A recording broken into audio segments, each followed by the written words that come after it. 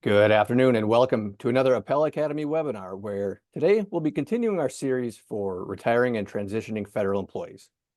Today's topic will address those of you in federal service who may be subject of a reduction in force and the impact of the ongoing government shutdown.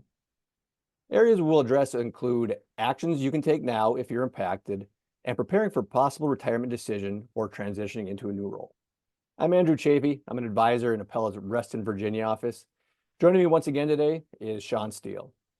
Sean is a CFP professional and an attorney, but also Sean is an expert in federal benefits. So welcome, Sean.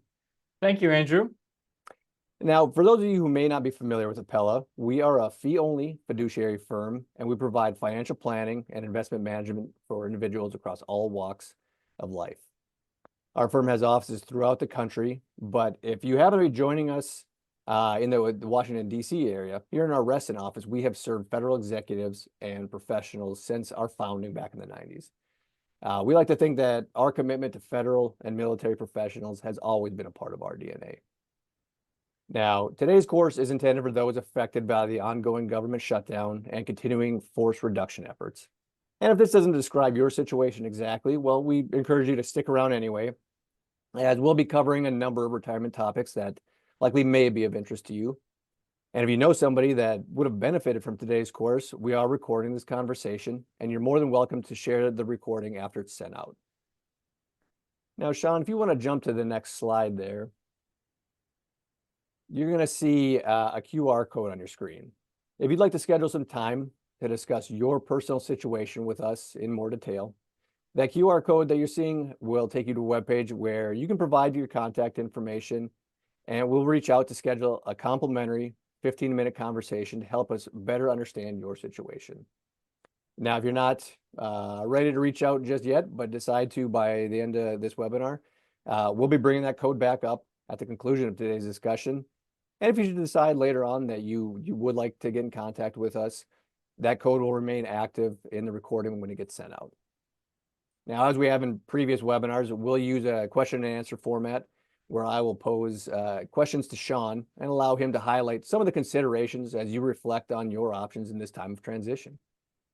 We do have the question and answer function enabled for today's presentation, so feel free to add any questions on your mind, and we'll try to add them where applicable if we don't already have a plan to cover it. Now, with the number of viewers on today's webinar, we won't necessarily be able to get to all the questions, but if you would like to speak with us directly, we encourage you to reach out via either the QR code, or you can go to our website anytime at appellawealth.com to contact us. So with that, Sean, let's get started. Sounds good. All right, Sean, my first question, certainly a number of our viewers have been impacted by the recent government shutdown, as well as the ongoing reduction in force efforts. Others might be contemplating retiring earlier than expected due to the circumstances. Either case, we know comes with change, whether by choice or by not, namely the loss of a paycheck. So maybe we start there. What are some steps that people can take to recover their expenses when they suddenly lose a paycheck? Thank you, Andrew. And before we begin, let me just say, if you've been laid off or you're dealing with a furlough from the government shutdown, or if you're retiring earlier than you originally planned, we know this is a difficult time for you. And we hope that today's class gives you the information you need to navigate this. As we cover the topics in today's class, we're going to cover them from all 3 points of view. So stay with us. We're going to make sure that we touch on the material as it's relevant for you as well. Before we dive into it, I do want to point out, we had a couple classes that we did previously that would also be of benefit. For those of you who've been laid off and you're navigating a career change and you're having to job search, perhaps even outside of federal service, highly encourage you to check out this first class here on the left. We went into some strategies and tips on how to job search when you're transitioning from a career out of federal service. For those of you who are retiring, highly encourage you to check out the class on the right. We go into a lot of detail about what you need to think about when you're retiring from federal service.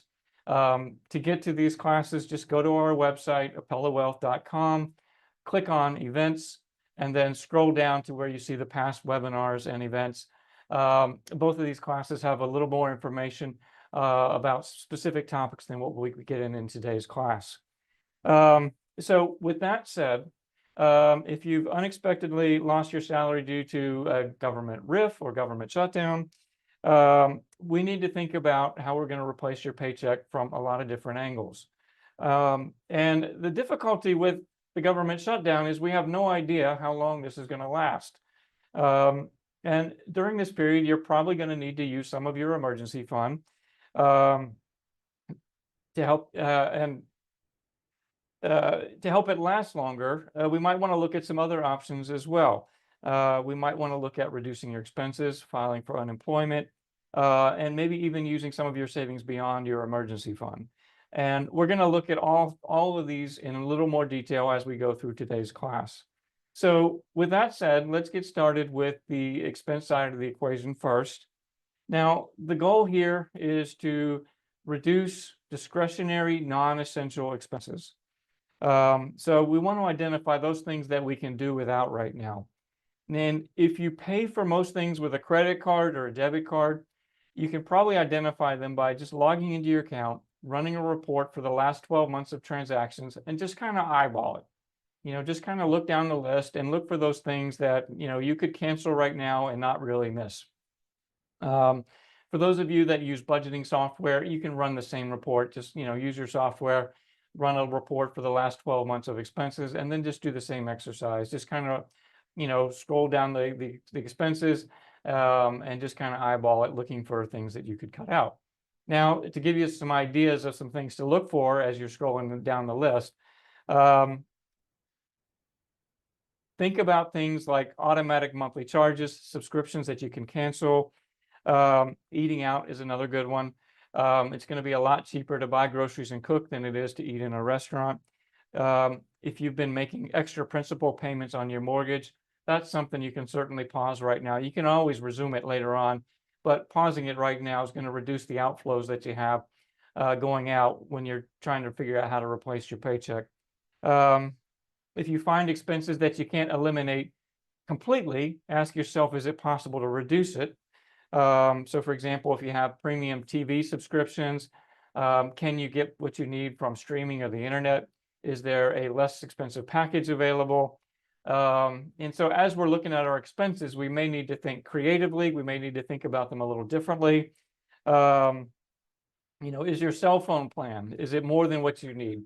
Could you get by with a less expensive plan, or even is there a different carrier available that costs less?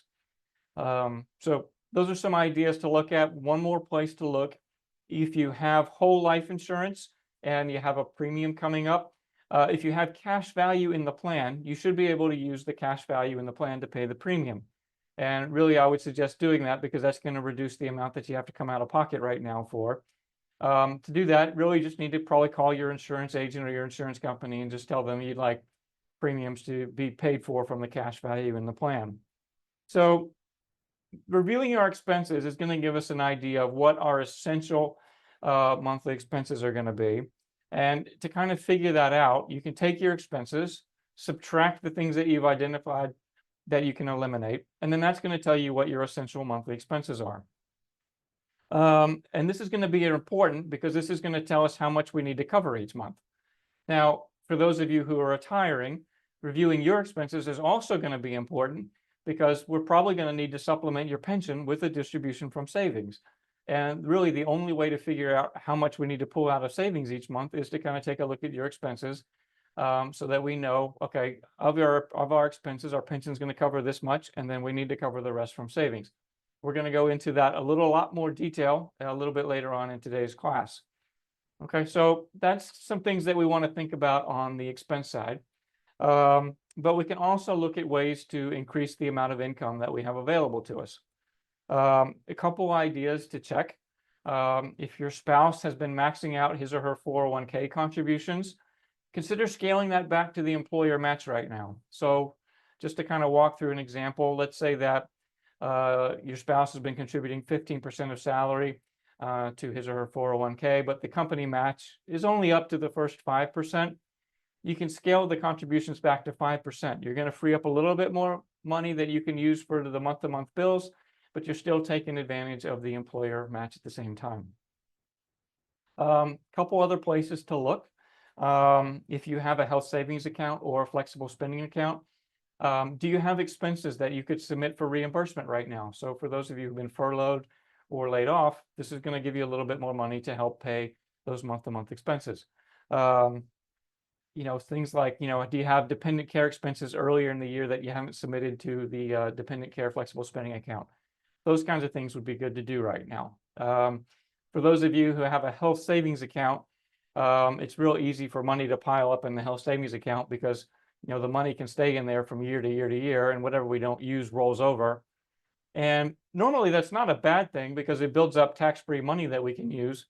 But if you're trying to figure out how to free up a little income to get through the RIF or a furlough, the nice thing about a health savings account is you can actually reimburse yourself this year for expenses you incurred in a previous year.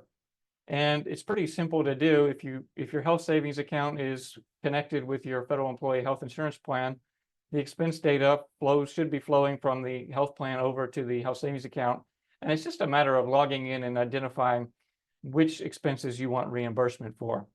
Now, in addition to thinking about submitting claims for reimbursement, we might also want to think about filing for unemployment, especially for those of you who've been laid off.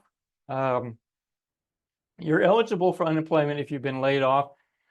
If you resigned, you're generally going to be ineligible. So if you took the infamous fork in the road offer, probably going to be ineligible for unemployment. But if you're furloughed due to the government shutdown, you may be eligible depending on the state. Now, here in the Washington, D.C. area, in Maryland, Virginia, and the District of Columbia, furloughed workers can file for unemployment, but they may have different requirements and procedures. Generally, you have to be considered non-essential, and you will have to repay unemployment benefits if you receive back pay. So that applies for those of you who are furloughed. Not unusual for people to have some hesitation about this, but it is very important. If you've been laid off, this is going to give you some income while you're job searching, and regardless of whether you've been laid off or furloughed, it's going to reduce the amount of savings that you're going to need to use. So it's going to help your savings last longer. Now, how much you receive in unemployment is going to depend on which state you file in, but generally you're going to receive a percentage of your income based on the last 52 weeks of earnings. Just to give you a little more information on the where to file and how to file, the basic rule here is you file in the state where you file in the state of your duty station. If your duty station was outside of the United States, you're going to file in your state of residence. So just to kind of walk through an example here, let's say that my duty station was here in Virginia. Well, I would file with the Virginia Employment Commission. If I was working, my duty station was outside of the United States, but I was a resident of the District of Columbia, I would file in the District of Columbia Office of Unemployment Compensation. So I had the agencies for the DC metro area down here at the bottom. All three of these agencies have good information on their website. I'd encourage you to check it out. For those of you who've been laid off, you will need to provide a copy of your SF-8 and your SF-50 when you submit your application for unemployment insurance, but you should have been given copies of those when you separated from federal service. Now, when you receive unemployment benefits, you will need to continue job searching to remain eligible. But most of the agencies have an automated way of certifying each week that you're continuing to job search. So it really shouldn't be too big of a burden. Definitely check out their websites for more information.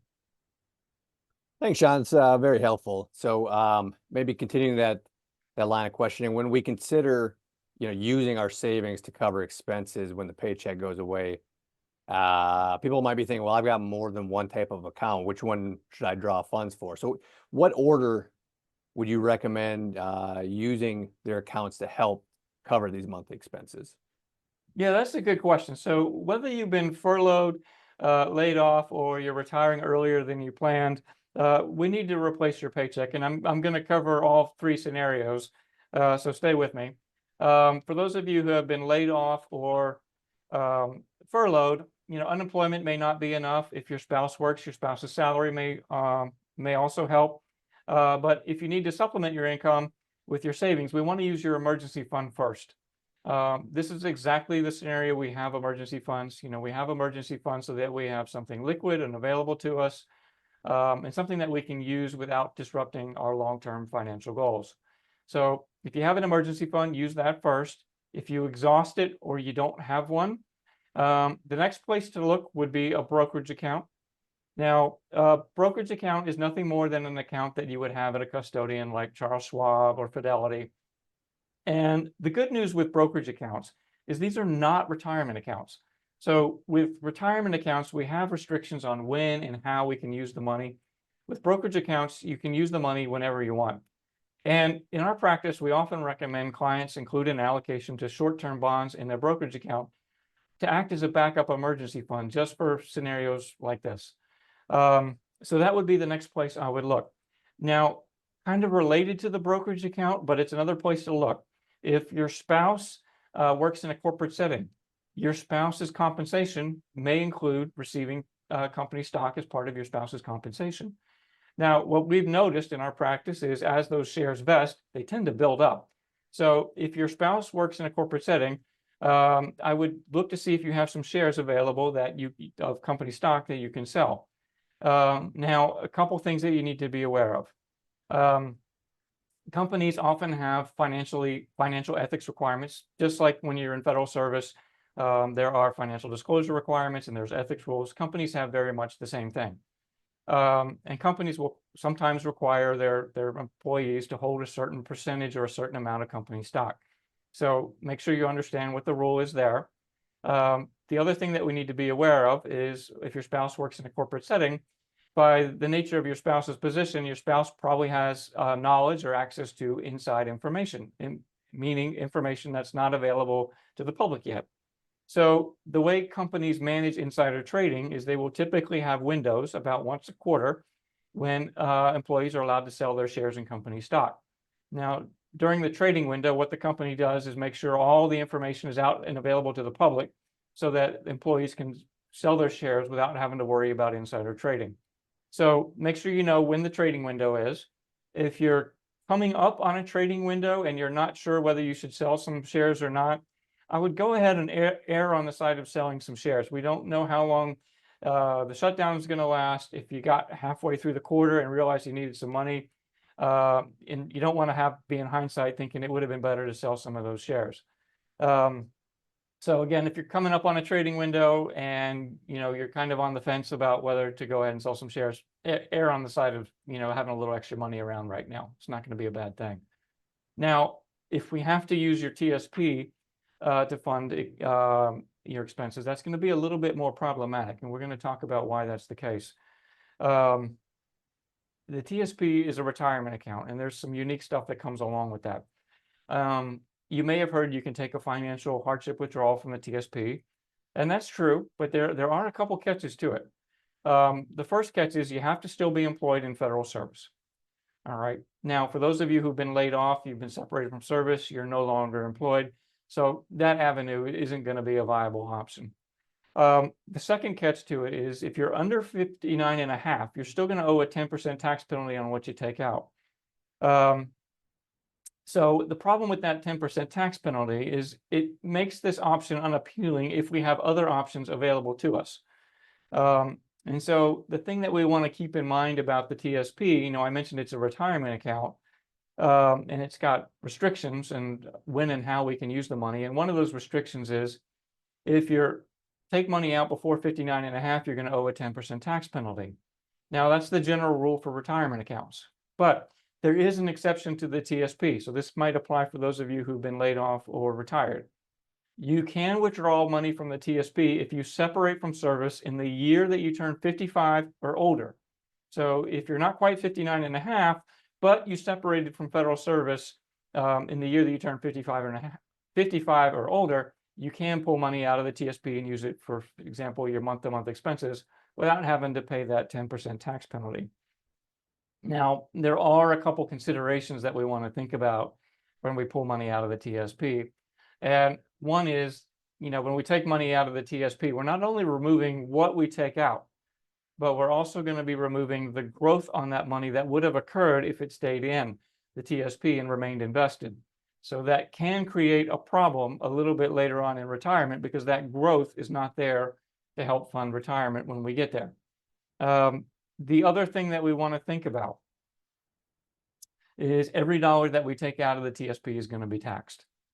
And I'm going to assume most people in today's class, either all or most of their TSP is going to be tax deferred money. Well, we commonly see that in our practice.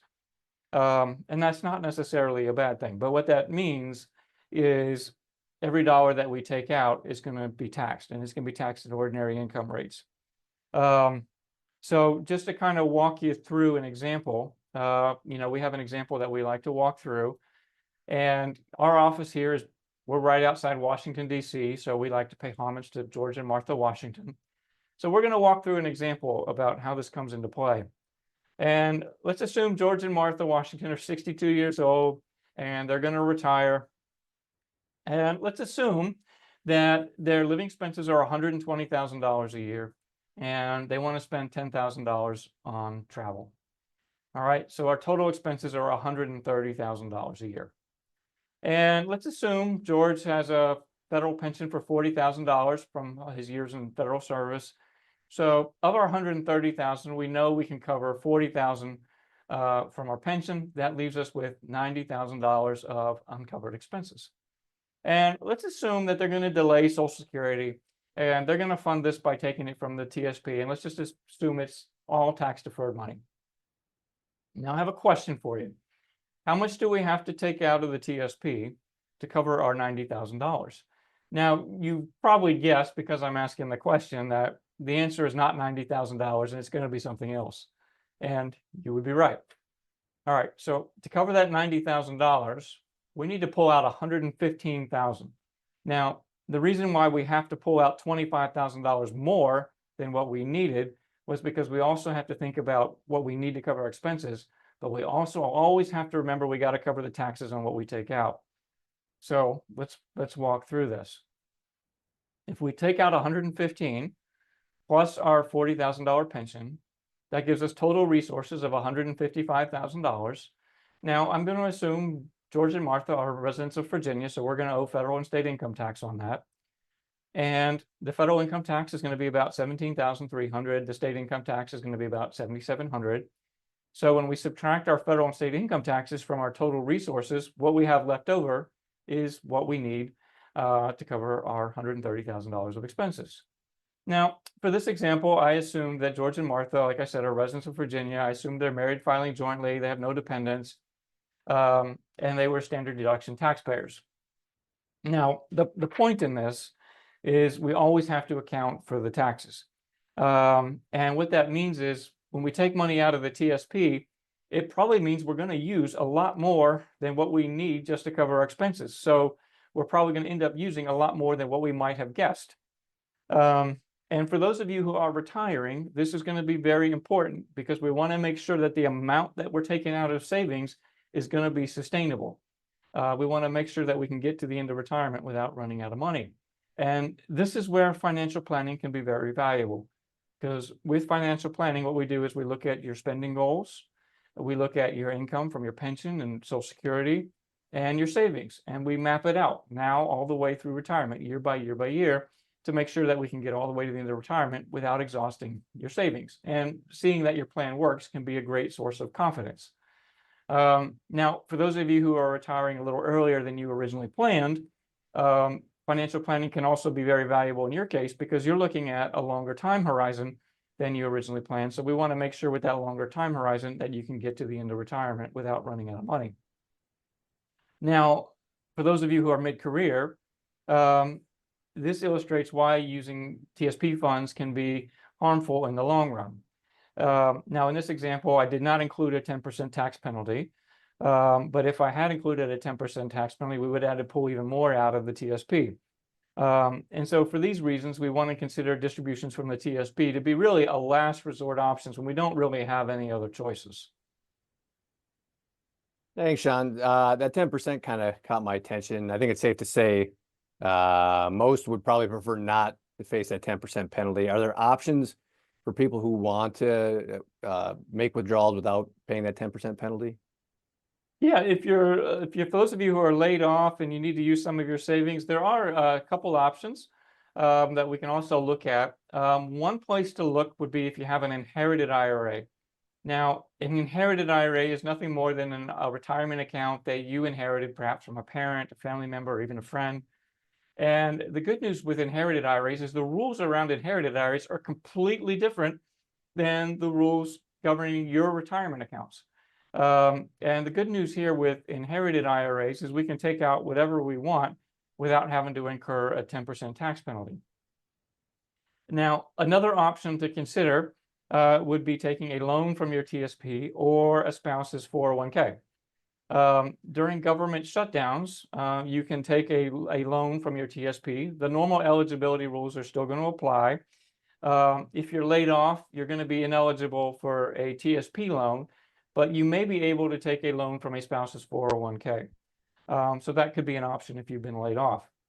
Now, the advantage of borrowing from the 401k or a TSP as opposed to taking the money out is borrowing from the 401k is not going to trigger tax the way taking a distribution from the 401k will. So if we think back to the example that we just reviewed, when we took money out of the TSP in the form of a distribution, we had to take out what we needed for our expenses plus the taxes. If we're doing the loan, we only have to borrow what we need. We don't have to worry about the tax piece. So it reduces the amount that we're borrowing. All right. Now, the rules for TSP loans and 401ks are a little bit different. So we'll take a look at both. For 401ks, you can borrow the lesser of $50,000 or 50% of the account balance. Interest on the loan is repaid by the borrower to the borrower's 401k. One thing you should know about a 401k loan, if your spouse was to separate from your spouse's current employer, the loan would become due. If you couldn't repay the loan, it would just be considered a taxable distribution at that point. Now, TSP loans are going to be a little bit more complicated. For TSP loans, the thing that we need to keep in mind is we can borrow against our contributions and the growth on our contributions. So what exactly does that mean? Well, the balance in your TSP has kind of two components. It has the money you put in and the growth that's generated. It also has money that the agency contributed as agency matches and so on, and the growth on those agency matches. Now, how much you can borrow from on a TSP loan has a two-pronged test, and it's going to be down here at the bottom of our screen. The two-pronged test is a little bit confusing, but let's look at that first prong. You can borrow the lesser of, and here's the first prong, 50% of your portion of your TSP balance, or $10,000, whichever is greater.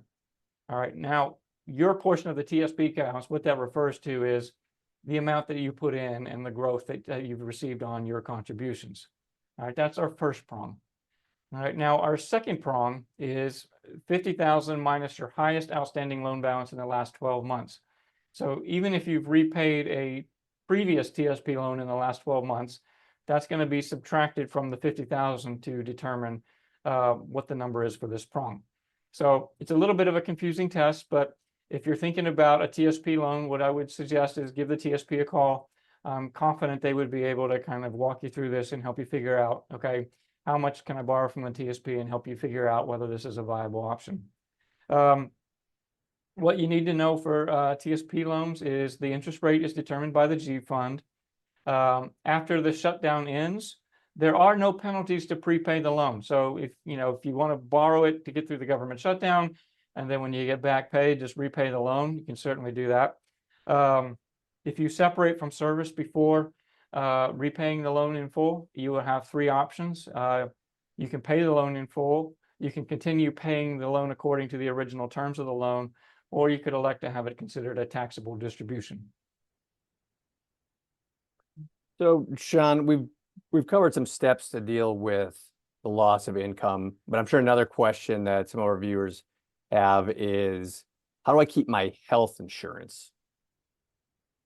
Yeah, that's a good question. And that's going to depend a little bit on how old you are and whether you're planning to retire. So let's start with the if you've been laid off scenario first. Um, if you're been laid off but you're not old enough to retire, your health insurance is going to be extended for 31 days after you separate from service. Now, since this only lasts for 31 days, we do need to think about what are our options going to be after the 31 days.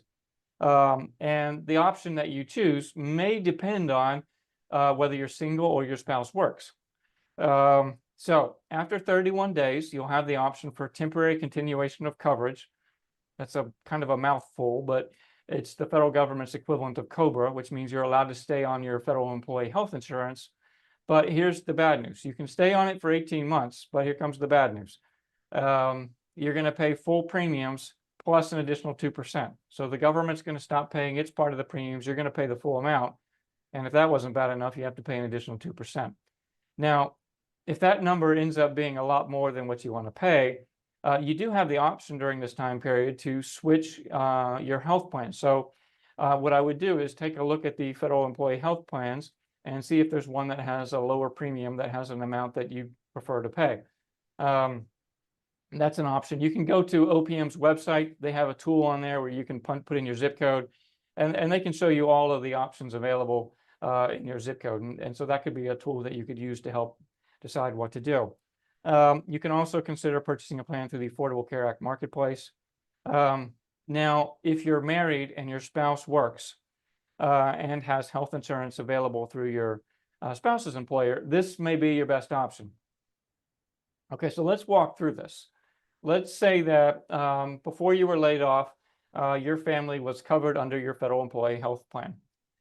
When you are laid off, that is a qualifying life event, which means you can enroll in a health plan outside of the normal open enrollment period. All right, so if your spouse works and there are employer plans available through your spouse's employer, take a look at what those plans are, because that's probably going to be your most economical option. Especially when we think about, trying to reduce expenses while you're laid off to reduce the amount of money that you have going out the door. Now, for those of you who qualify for retirement, your options are completely different.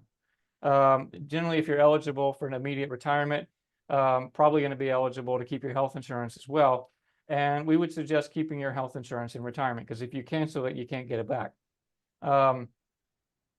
What you need to know is the government will continue paying its part of the premiums, just like they were when you were working. You'll still pay the same part that you were before. And there's some additional benefits that come along with it. In addition to being good insurance, there is an out-of-pocket maximum on the federal employee health plans, which means if you get into retirement, you have a bad health year, and your out-of-pocket costs hit that out-of-pocket maximum, the health insurance plan pays the remainder of the cost for the remainder of the year. So you're not on the hook for an unlimited amount of money. The other nice benefit in retirement can be if you're planning to do some traveling in retirement, maybe you're planning to go abroad. Some of the federal employee health plans would cover you if you're ill abroad. So if you're thinking about doing some travel in retirement, that can be a nice benefit as well. One thing that you do need to know if you're planning to retire from federal service, after you retire from federal service, OPM is going to be in the process of finalizing what your pension is going to be. And that process takes a little time. So generally what they do is they give you 80% of what they think your final pension is going to be. But during the interim period, while they're working to finalize your numbers, they don't deduct health insurance premiums. So when you get your first pension statement, you'll see, an amount, and then you won't see any health insurance premiums deducted from your pension. Don't panic. Your health insurance is still in force. What's going to happen is once they finalize your numbers, they're going to give you back pay and then subtract out the health insurance premiums that they should have been deducting during the interim period. So just remember that your health insurance is still in force and it's going to get worked out. Now, for those of you impacted by the government shutdown, works similarly. When the government reopens and you get back pay, your portion of the health insurance premiums that were not deducted during the government shutdown will be deducted with back pay. Now, for those of you who are retiring Sometimes we retire before age 65. Now, what's special about age 65 is that's the age we're eligible for Medicare. So let's say I retired at 62. I still need health insurance before I'm old enough to sign up for Medicare at 65. So keeping your federal employee health plan in retirement helps solve that problem. Your counterparts in the private sector, if they retire at 62, quite often we're trying to figure out, okay, how am I going to get health insurance before 65 when I can sign up for Medicare? So we might have to look at, getting a plan in the marketplace or purchasing an individual plan on the open market or something like that. So that brings up an interesting question, Sean. For those who they are 65, they qualify for federal employee health benefits, but also are Medicare age eligible. Would you recommend they carry both their federal employee health benefits and sign up for Medicare? Yeah, that's a good question, and we get that question a lot. For those of you who qualify for retirement, we would suggest keeping your federal employee health insurance, like we talked about. And so that really narrows your choice down to, do I sign up for Medicare? And if so, which part? Now, traditional Medicare has two parts, Part A and Part B. And Part A covers hospital stays, and Part A is free. So for most folks, we would suggest signing up for Part A when they turn 65. Part B covers doctor bills and outpatients, so it's doctor visits, things like that. And Part B is not free, and the premiums are based on your income. The more income you have, the higher the premiums you're going to be.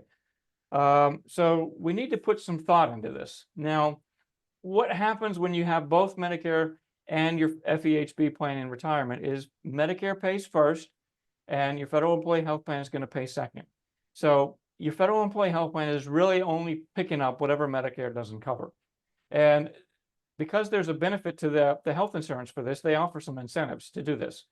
So for example, they might say, if you sign up for Part B, we'll waive your deductibles and copays. But what you need to know about this is you're still paying the full premiums, but you're not on the hook for the same amount of money. So that's why they have these incentives. So let's continue with that example of a federal employee health plan says, okay, we're going to waive the deductibles and copays if you sign up for Part B. Is that going to be worth it to you? So let's say that if you sign up for Part B, your Medicare Part B premiums are going to be $200 a month. If you didn't have Part B and you went to the doctor, your plan's copays are $25 a month, let's say, for doctor visits.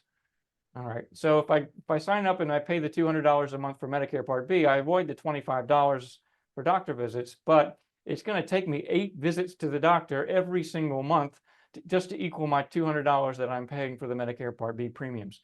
So we really want to put some thought into whether or not it's going to be worth carrying both the FEHB plan and Medicare Part B, because what can happen in retirement as we get a little bit further along, you're going to have your pension, you'll have Social Security, and eventually you'll have your required minimum distributions from your TSP. And when you stack all 3 of those up, you can end up with some significant income, and you can end up with some significant Medicare Part B premiums. Thanks, Sean. So I'd like to pivot to a scenario where people have been laid off and then have subsequently landed their next job. And for those who might be looking for help on transitioning to this next role, I'd encourage you to watch our August 21st webinar entitled Foreign Service Officers and Federal Professionals Transitioning to a New Career or Retirement, where we had guest consultant Christina Baumler cover steps to consider in finding that next position. You can find that and any other recorded webinar at our website at apellawealth.com/events. But for those that have moved into a new role, Sean, what should people do with their TSP if they accept a new position outside of the federal government, or if they retire from federal service entirely? Yeah, when you get your next job, you're going to have 3 options for your TSP. You can leave it in the TSP, you can roll it over to the new employer's retirement plan, or you can roll it over to an IRA. Now, before we talk about all 3 of these options, there's something I do need to acknowledge. The TSP does prepare a lot of material to convince people to keep money in the TSP. Now, there are very good reasons for this. There are lots of people who will try to convince federal retirees to move money from the TSP, where they can invest in broadly diversified, low-cost mutual funds and roll it over into high commission sales products. I completely agree that going from broadly diversified, low-cost mutual funds to high-commission sales products is a bad idea in most cases. However, you can roll your TSP over to an IRA and also invest in broadly diversified, low-cost funds in an IRA. And oftentimes, there are advantages to doing so. So with that said, let's look at these options. All right. Now, if your next position is in a private sector, corporate setting, or a nonprofit organization, the thing that you need to know is the expenses in your 401k or 403b for your new employer are probably going to be a lot higher than what you're accustomed to seeing in the TSP. There are lots of reasons for this. One of them is there's a lot of compliance that comes with having a retirement plan, and the cost of that compliance gets passed down to the participants. So really the point in this is we want to make sure we understand what the expenses are going to be in your new employer plan before you roll the TSP over into the new employer plan. Because academic research says that the less you pay for investment and lower expenses on investments are associated with better returns. So we definitely want to look before we leap. So that really kind of narrows our choice down a little bit here to do we keep money in the TSP or do we roll it over to an IRA? Now, what you need to know about an IRA is an IRA does not have the same compliance concerns that employer retirement plans do. And there is a much wider selection of investments available in an IRA than in an employer plan. So you're not limited to just what the investment choices are in the employer plan. So if you roll your TSP over to an IRA, are you going to pay higher expenses? Well, not necessarily. I'm going to share my screen again. I'm going to pull this back up. Give me 1 second here.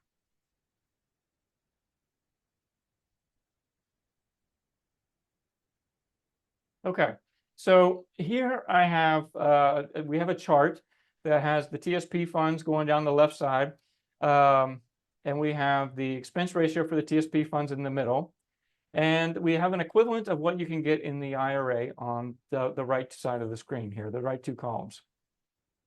Now, what you need to know about the C, S, I, and F funds is they're index funds. And the good news with index funds is an index fund is essentially the same regardless of who's providing it. That's kind of the whole point of an index fund. And so, for example, the C fund is an S&P 500 index fund. Vanguard also offers an S&P 500 index fund. But what's interesting is Vanguard's S&P 500 index fund actually has a lower expense ratio than the TSPs. So you can see here the expense ratio for the Vanguard fund is 0.3% compared to 0.48% for the C fund. So a little bit lower expense ratio available in an IRA. Now, same thing with the S fund. Fidelity offers a index fund that is essentially the same thing as the S fund, but you actually get it at a lower expense ratio than what the TSP offers the S fund for. So you can see here the Fidelity version is 0.35% instead of 0.79. iFund, same thing. We can get an equivalent version of the iFund in an IRA for a similar expense ratio. F fund, same thing. The F fund is a U.S. bond aggregate index fund. You could certainly buy something similar in an IRA. And here we have one that is actually a lower expense ratio. Now, the G fund is the only one that's a little unique. And what's unique about the G fund is it's short-term, non-publicly traded government bonds. And because they're not publicly traded, that means they're not available in an IRA. But we could buy an ETF or an IRA that has short-term publicly traded government bonds. The thing that you need to know is both the G fund and here we have the Vanguard short-term treasury ETF, but both of these are going to serve the exact same purpose in your portfolio allocation. They're both going to serve that short-term government bond allocation. So, you know, rolling your TSP over to an IRA doesn't necessarily mean that you're going to pay higher expenses. Now, for those of you who are retiring, there are quite often good reasons that we want to think about rolling your TSP over to an IRA. So I'm going to come back to retirement in just a second. But before we leave the screen, for those of you who are mid-career, I do want to mention one thing. If you're leaving the federal service for a career in private sector, you may want to consider rolling your TSP over to an IRA for the following reason. You want to streamline the number of accounts that you have. What can happen as you go through your career in either the private sector or nonprofit is you may change companies, the company may change 401k providers, and what the situation you want to avoid is having your retirement savings spread over multiple accounts, because that makes it much harder to manage. So a reason for those of you who are maybe laid off and considering a job in the private sector or a nonprofit, you may want to consider rolling it over to an IRA, would be to streamline the number of accounts that you have and make it easier for you to manage. All right, now I kind of hinted that for those of you who are retiring, we probably want to think about rolling your TSP over to an IRA. And one of the reasons for that is the TSP can be a little bit quirky.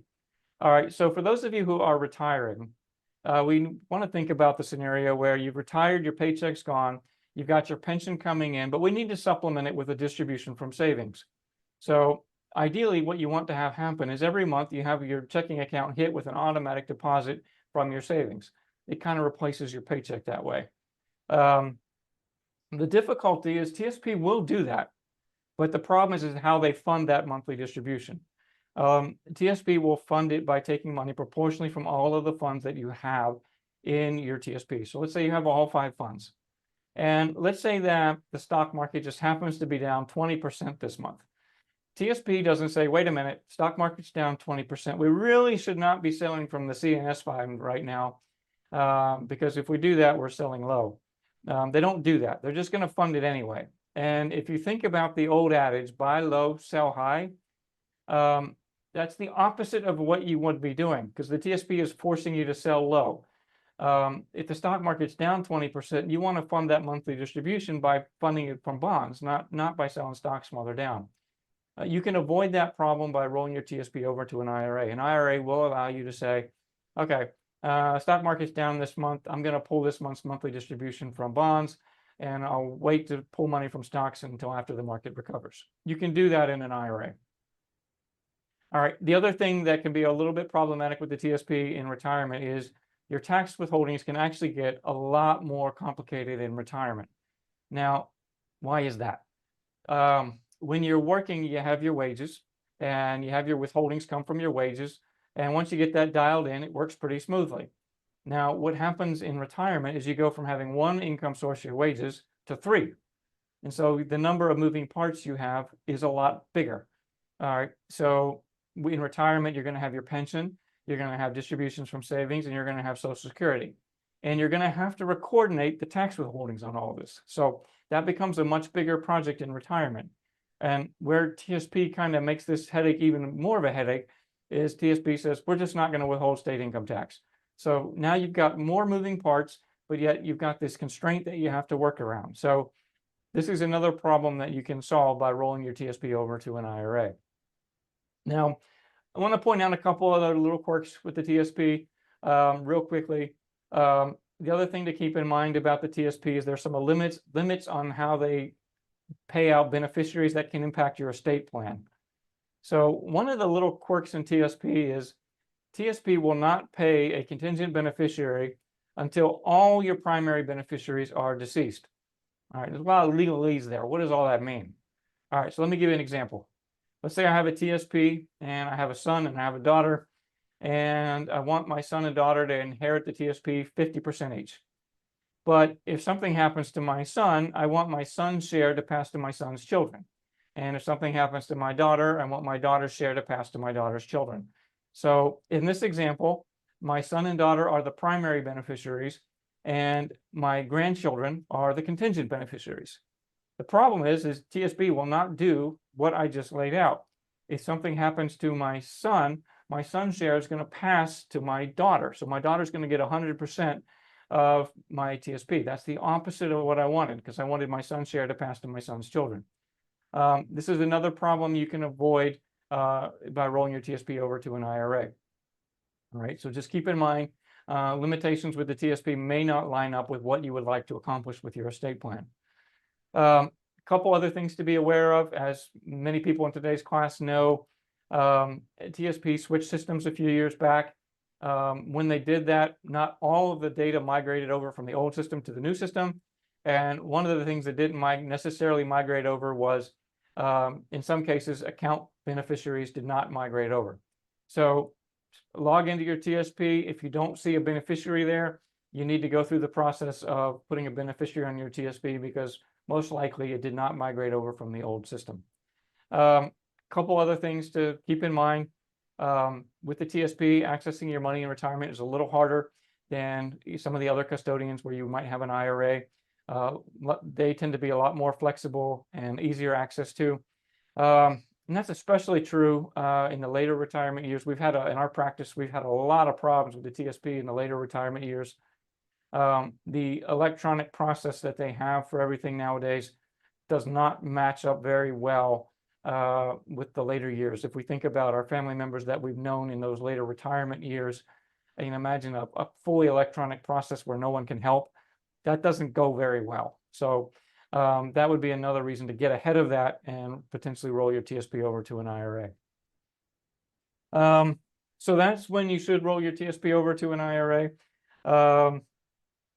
When should you keep your money in the TSP? There's a couple things to consider. First, for those of you who are under 59 and a half and you're laid off or you're retiring earlier, if you're in that window between 55 and 59 and a half and planning to use your TSP to help fund your monthly distributions, we probably want to keep the money in the TSP. Because remember, we've got that exception to that 10% penalty that if you separate from service in the year that you turn 55 or older, you can take money out of the TSP without having that 10% tax penalty. If you roll it over to an IRA, you're going to lose that exception. So if you're in that window, 55 to 59 and a half, probably want to keep the money in the TSP until you're at least 59 and a half. And then afterwards, you can think about rolling it over to an IRA. One other scenario where you might want to consider keeping it in the TSP is if you live in a state that would not tax distributions from your TSP, but would tax distributions from an IRA. There, I would suggest consulting with your tax advisor about whether to keep money in the TSP or potentially roll it over to an IRA. So Sean, we've covered TSP, but is there anything else people should do after they land their next job? Yeah, for those of you that have been laid off, this is a very stressful time. When you get through it, you're going to be relieved. You're going to have the weight of the world off your shoulders. It's naturally to want to increase your spending back to where it was before you were laid off. I want you to resist that temptation. The reason is we probably used up some of your emergency funds, some of your liquidity to get through that period, and you're going to need to build it back up. And so instead of increasing your savings right away, set up a monthly deposit into your savings account to build that emergency fund, build that liquidity back up. And automating your savings is the best way to do this. You can do the same thing to build up a brokerage account if you don't have a brokerage account. In today's class, we didn't get a chance to really talk too much about the importance of brokerage accounts for federal employees, but they are very important. I'm going to pull another slide back up here. We've got a couple resources for you on why a brokerage account is so important. The class that we did on retirement here on the right, here we talk about why a brokerage account is so important in retirement. For federal employees, it's especially important. If you think about your counterparts in the private sector, they may have company stock that they receive as part of their compensation. It naturally builds up a brokerage account for them. As federal employees, you can't receive company stock. So it's important to build that brokerage account up and include that as part of your retirement savings. And the reason is it builds tax diversification into your retirement savings. So if we fast forward into retirement, you're going to have your pension, you'll have Social Security, and you'll have distributions from your TSP. And all of these things receive ordinary income tax treatment. So we don't have any tax diversification among those three. What you need to know about a brokerage account is a smaller portion of what you use is taxed in the first place, and a lower rate is applied to the part you use. So it has a double tax benefit. So it's very, very important for federal employees to include that as part of their retirement savings. What I can tell you from practice, our experience in practice has been federal employees who have a brokerage account and build that up have a lot more resources available and get a lot more out of retirement than clients that have everything in tax-deferred retirement accounts. So very important. Check out this class. One other resource to check out, if you go to our blog, we have a bunch of educational articles. So just go to blog.apellowealth.com. you'll find this article here has a very catchy title. But we have a bunch of tips on how to get started saving in a brokerage account. If that's not something that you're familiar with, definitely check this article out. So with that, we will open it up for questions. While Andrew's taking a look at the questions, I do want to mention we have educational classes all of the time on a wide variety of financial planning topics, from estate planning, tax planning, insurance, investments. Feel free to follow us on LinkedIn or Facebook if you found today's class to be very valuable. We post all of our upcoming classes on LinkedIn and Facebook. Feel free to attend anything that looks interesting to you. They're free and open to anyone who wants to attend. Thanks, Sean. One question that did come into the Q&A. I've heard Congress may pass a law to waive the 10% fee during shutdown. Do you have any information regarding that?